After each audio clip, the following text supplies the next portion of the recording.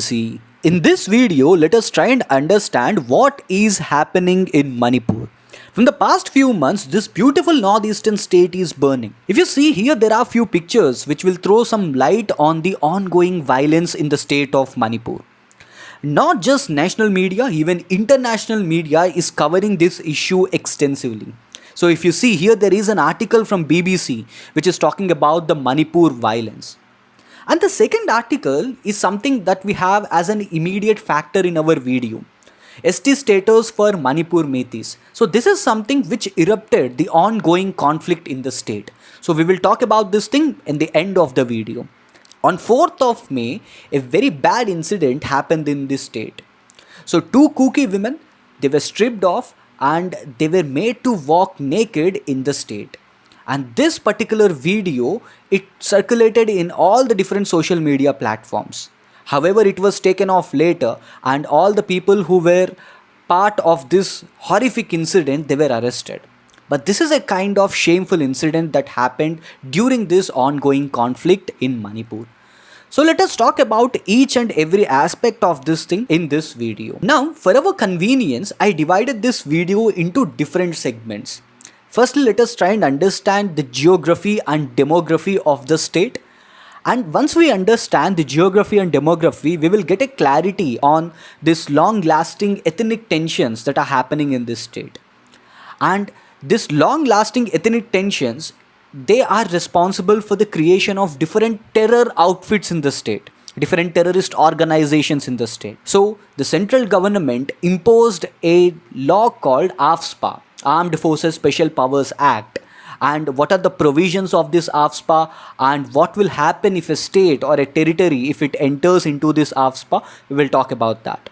And what are the different political factors that are responsible for the ongoing conflict, ongoing tensions in the state of Manipur? We will discuss about this thing, and in the end, we can discuss about the immediate factors. See, one thing that we need to understand here is this particular tensions, this Manipur tension is not something very much new. So from the past few decades, this is something which is happening all the time. But there was an immediate factor, there is an incident which triggered this issue. So we will talk about that immediate reason in the end. Firstly, let us focus on the geography of this state. This Manipur, it is one of the 7 northeastern states. As we included Sikkim now, there are 8 northeastern states, and this is one of the most beautiful states in our country. And what is the capital of Manipur? Imphal is the capital of Manipur. And if you look at the boundaries of Manipur, in the north we have Nagaland, and in the east we have Myanmar. In the north we have Nagaland, and in the east we have Myanmar. And to the south we have Mizoram, and in the east we have Assam. And if you look at this Manipur, Manipur is a landlocked state. On all the 4 sides, Manipur is locked with land, and it is even sharing an international boundary. So it is sharing a land boundary with Myanmar. Now this is the basic geography that we need to know. Now there is another one more interesting thing with this Manipur. Manipur is having plains and hills. It is having a valley region called Imphal Valley, and it is at the center of the state. And this Imphal Valley, it is surrounded on all the sides with hills. So if you look at the terrain, if you look at the topography of this state, in the center we have Imphal Valley, and in the north we have Naga Hills, and to the west and to the east we have East Manipuri Hills, to the south we have Shin Hills, to the southwest we have Mizo Hills, and in the west we have West Manipuri Hills, and in the center we have Imphal Hills. So now this is the basic geography that we need to know here. Now, as we completed the geography segment, let us talk about the demography. Let us talk about the people of Manipur. First, let us look into their religion. In Manipur, we have 2 predominant religions. One is Hinduism and the other one is Christianity. If you look at the percentage, Hinduism, more than 41.39% of the people in Manipur, they follow Hinduism. And around 41.29% of the people, they follow Christianity, 8.4% Islam, and 7.78% they follow Sana Mahi. So what is this Sana Mahi? Sana Mahi, it is an indigenous religion. So the people who follow this Sanamahi, they worship nature, so they will have a very good connection with the nature. Maybe you people have seen Avatar movie, right? It is something like that. People, they pray to the nature. So this is Sanamahi. It is an indigenous religion in Manipur. Now we understood the religious segment of Manipur, Manipuri people. So most of the people, they follow Hinduism. Next comes Christianity, then Islam, then Sanamahi, and there are different other set of religions in the state. Now let us even talk about the tribes. There are three most important tribes, and there is most important one called Methi. So these Methis, they account for 53% of entire state population. Then we have Nagas and Kukis. So these are two different tribal groups. Now why I am using the word group? Here, Naga is not just a single tribe. It is a conglomerate of different tribes. And in the similar way, Kukis also, it is a kind of conglomerate of different tribes. Now, these Methis, they are mostly Hindus. Right, these Methis, they are mostly Hindus. Nagas, they are predominantly Christians, and Kukis, again, they are predominantly Christians. I'm not saying that all the Methis are Hindus, all the Nagas are Christians, and all the Kukis are Christians. I'm using my words very carefully here. So most of the people in Methi tribe, they follow Hinduism. Most of the people in Naga tribe, they follow Christianity. Most of the people in Kuki tribe, they follow Christianity. Now we understood the religion and the tribal part of Manipur. We understood what is the geography and we understood what is the demography. Now let us combine both these things and look at the map which is there above. Here we have the distribution of tribes in Manipur. If you see this thing, the plain region, the center part, this plain region, it is dominated by the Methi tribe. Right, it is dominated by the Methi tribe. And if you look at the hill part, the hilly terrains of Manipur. So in the north we have Naga Hills, to the east we have East Manipuri Hills, to the west we have West Manipuri Hills, to the south we have Shin Hills and Mizo Hills. So that is what we studied in the geographical segment of Manipur. Now when you look at this Manipur, when you look at the tribal distribution in Manipur, we will see that the center part or the valley part or the plain part of Manipur, there we will see the domination of Methis, who are predominantly Hindus. And the hilly part of the state, it is dominated or it is completely filled up with Nagas and Kukis. In the northern part, in the western part and in the eastern part, we will find Nagas, and in the south and southwestern part, we will find Kukis. Right. So now why I am telling this thing? See, this is something that you will hear or you will learn in geography. Valleys or plain region, they are highly prosperous, right? So they will have good and fertile lands. Irrigational facilities are very much available in these particular places, so they can practice agriculture or the trade or different kind of activities, economic activities can happen in these areas. But you cannot expect the same in hilly regions, right? So that's why this plain region is much more advanced, they are much more civilized, and they are economically ahead of the people who are living in these hilly areas. So let us add the economic angle to this. So what you can say here is Methis, they are economically well advanced than these Nagas and Kukis. So Methis, who are Hindus, who are predominantly Hindus, they are ahead economically than these Nagas and Kukis. Right. So now we completed the demography part of Manipur. So geography and demography part of Manipur is done. Now, let us talk about the formation of Manipur. So, prior to India's independence, Manipur was a princely state. In the year 1956, after the State Reorganization Act was passed, this Manipur, it was awarded with Union Territory status. So, in the year 1956, Manipur became an Union Territory.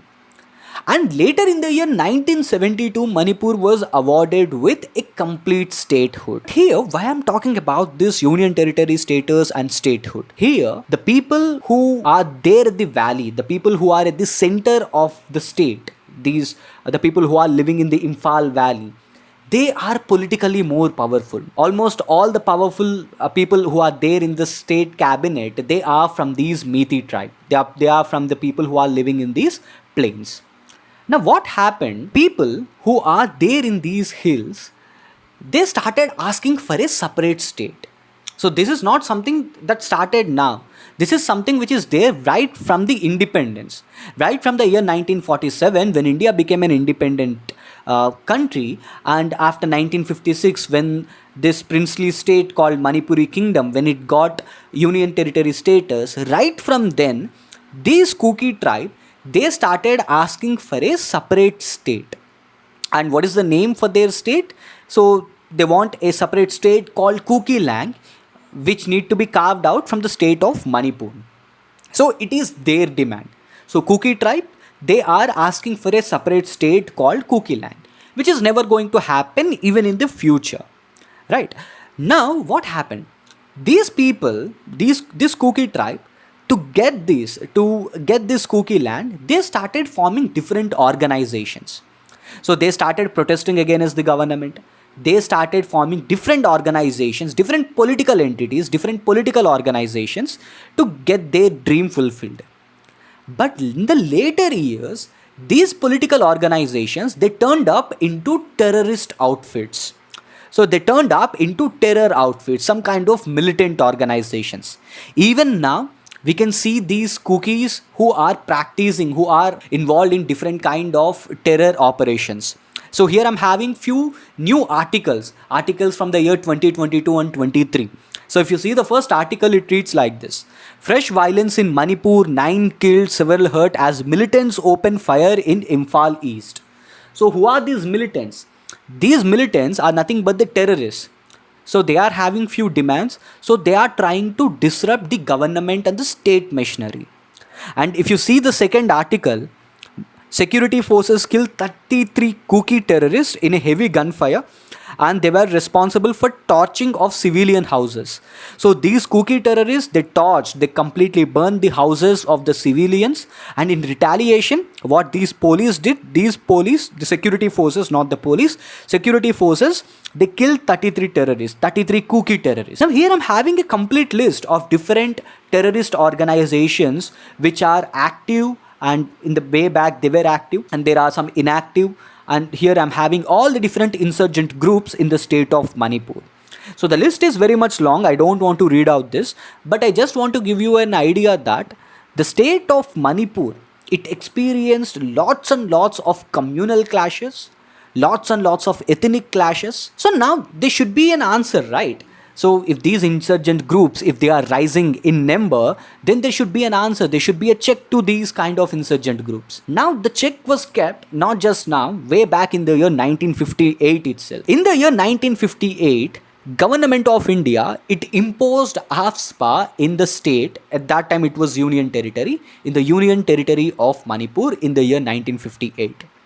Now what is this AFSPA? AFSPA stands for Armed Forces Special Powers Act. Now what do this AFSPA will do? Now the central government or the governor of that state will select few areas which are disturbed, or the few areas which are experiencing lots and lots of terror violence. So now in those areas, central government will deploy armed forces. I'm not talking about the Indian Army. We have, under Ministry of Home Affairs, we have something called CAPF, Central Armed Police Forces. So these people will be deployed in these disturbed areas. In those areas which are facing some kind of threat from anti-social elements like terrorists or some or the other kind of things, these people will be deployed. These armed forces will be deployed.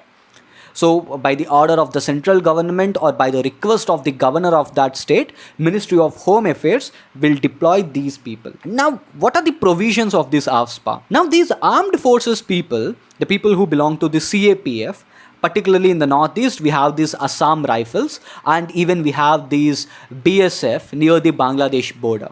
But here in the state of Manipur, we will find Assam rifles, CAPF. Now these people, they can open fire and they can even cause death. Now it is something like if they came to know that there is some terrorist organization which is carrying out their operation and they are planning for a massive bomb blast in some area. So what they can do, they can directly kill these terrorists, or they can directly open fire without any order from the higher authorities. And they can arrest any person without any warrant. So maybe you heard these kind of things in movies, right? So if you want to arrest a person, first you need to get a warrant. Only after the warrant you will arrest that person. But that rule won't apply to these people. These people can arrest any person without any warrant. And they can search and destroy any property. And even after doing all this, let's say they killed an innocent person, right? So they went to some place, they destroyed that place, and they killed a person. And later in their investigation, they came to know that this person is having no connection with any of these terrorist organization. This person is an innocent. Even after that, these people, they are highly immune that these people won't be trailed, they won't be served with any kind of punishment. So this is AFSPA, Armed Forces Special Powers Act. No legal action or no legal suit can be drawn upon these people. So this is AFSPA, and this AFSPA was imposed in the state of Manipur in the year 1958. It is not something like the entire state of Manipur is experiencing the heat of this AFSPA. Here I'm having a map which will show you the areas which are under the purview of this AFSPA. And if you see this particular map, and here we are having the state of Manipur, and if you see this, the central part, the valley part, this is the valley region, and who will live in this valley? Which tribal group will live in this valley? Metis. And in all the areas, in all the remaining areas, we have Nagas and Kukis, right? So now, in this valley region, we don't find any AFSPA. AFSPA is not present in the valley region. But in this remaining part, in these hills, you will find AFSPA. You will find armed force people, armed force personnel, carrying their guns, carrying their heavy machinery. And if they find any of these people bit against to them, they will kill, because they don't need any kind of permission from their higher authorities. So in several instances, this AFSPA was misused, and even the atrocities against the women are also increased. Several innocent people, they died in these issues.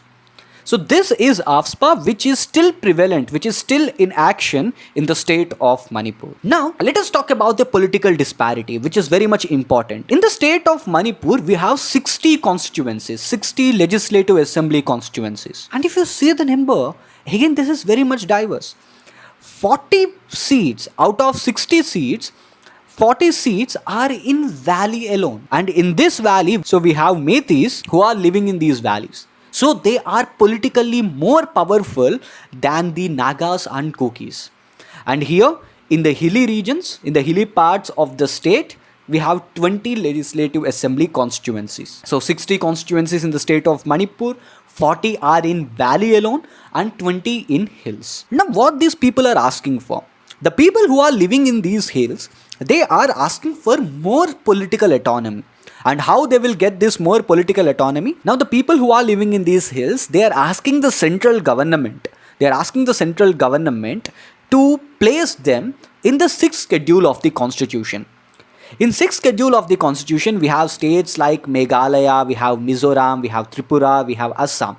So these 4 states, they are part of 6th schedule of the constitution.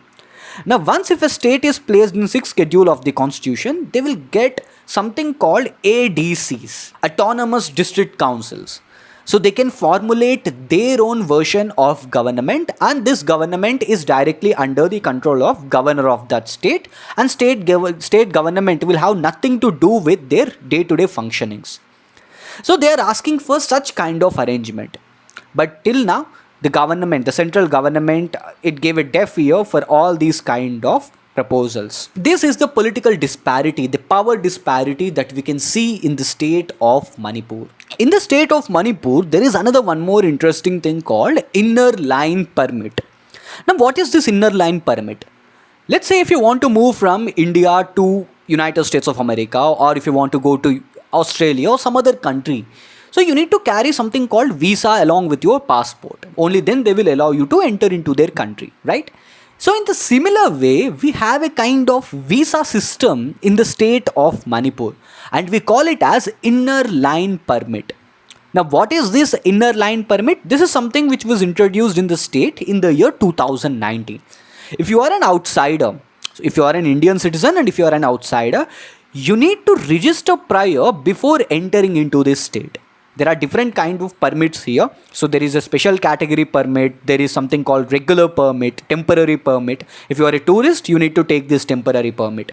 If you are working as a laborer in the state, you need to take labor permit. Now this inner line permit system, it was introduced in the year 2019.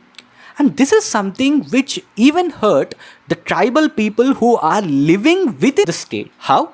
Because they don't have any valid document to prove themselves as Indians, because they are tribals, right? So how can you expect these tribal people to have an Aadhaar? How can you expect these tribal people to declare themselves as a Manipuri domicile? So how can you expect these people who are living in these hilly region to carry an Aadhaar with them or tell to the government that they are the domicile of Manipur? So this is something which is very much strange that is happening within the state of Manipur.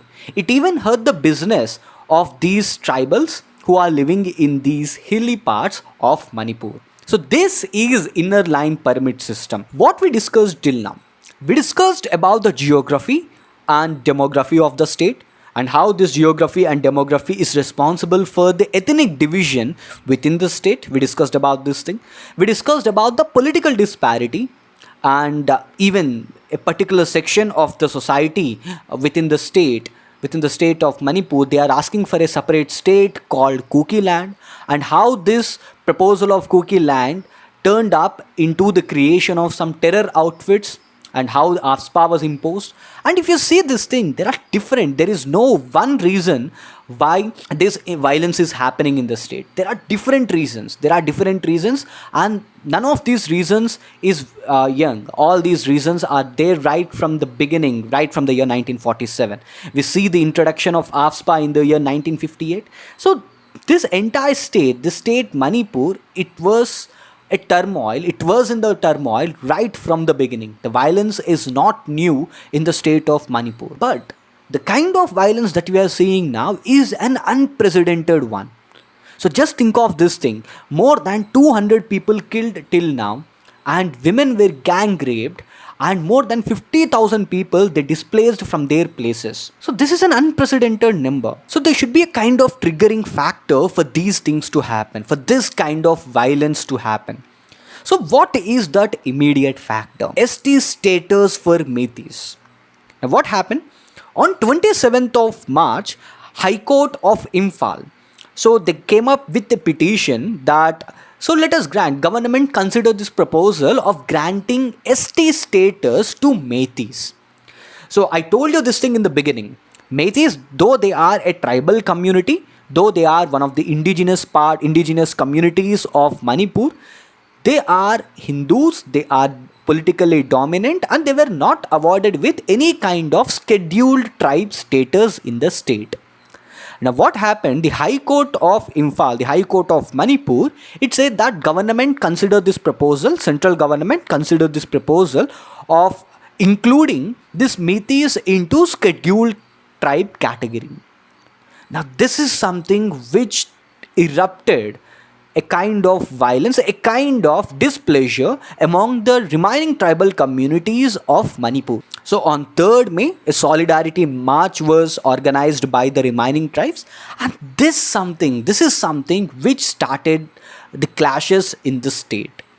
Now during this point of time, all the tribal communities, so Nagas, Kukizos, they were on one side, and Metis, they were on the other side, and they started fighting.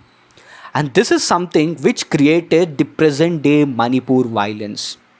So on 17th of May, after all these things happened, on 17th of May, Supreme Court, it criticized the High Court ruling. It criticized the High Court ruling and said that whatever the things, you are factually wrong. How we can grant ST status to Metis who are politically more powerful. Now you may get a doubt. So what happens if the Metis were granted with these ST status? What to do with this thing? Why the other tribal communities, why they are focusing on this issue? So you need to understand this thing. Metis, they are already economically much ahead of these tribal communities, and at the same time they are politically more powerful than the remaining Nagas and Kukis.